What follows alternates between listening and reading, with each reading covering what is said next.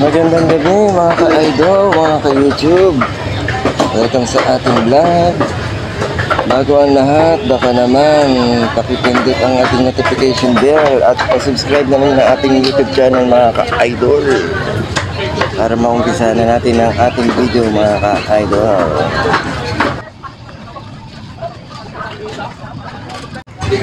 Hello mga ka-idol, isang magandang gabi sa inyong lahat mga ka-idol. Isang maulan na gabi.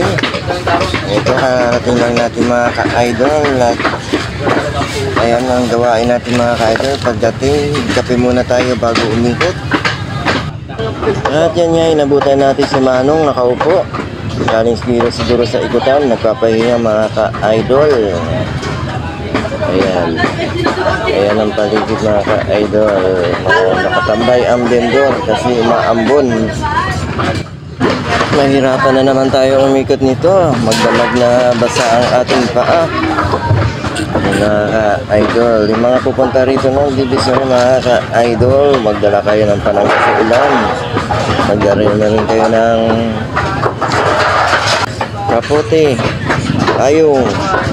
At mag-ingat-ingat kayo sa mga kalsada dito mga ka-idol dahil madulas ang kalsada dito sa Divisoria mga ka-idol dahil yung mga nagkalat na bulok na gulay madulas yung pag natapakan mga ka-idol.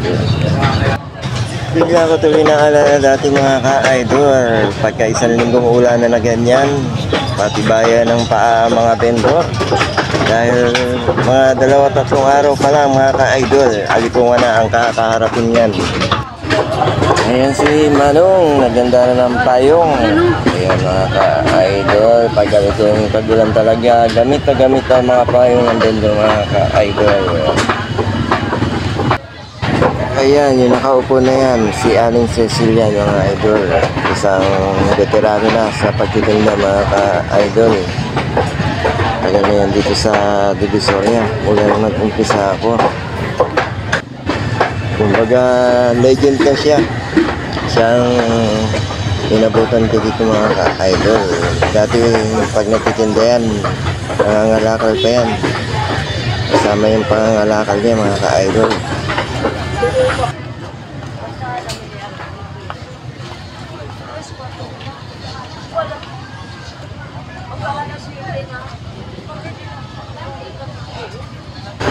Nakakaawa din yung mga ganyang aso mga idol, no?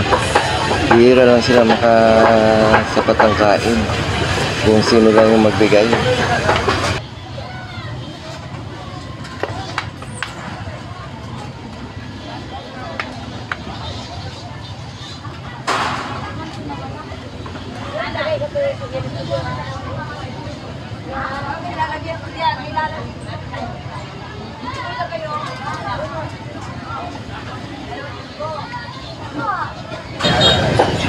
Ayan, may dumating pa isang mga idol.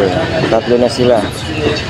Ayan, maghahanap din siguro ng pagkain yung isa na yan mga idol. Gusto yata agawin ng 2 kaso naunahan na sila mga idol. Ayan, tumayo na lang yung isa. Oh.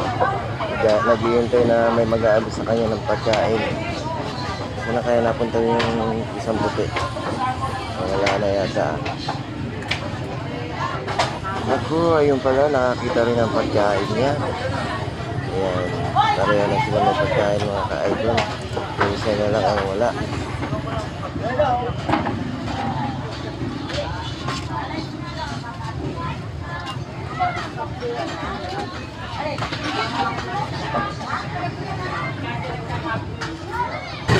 Kawawa naman itong isa na to, hindi talaga nakakuha ng pagkain.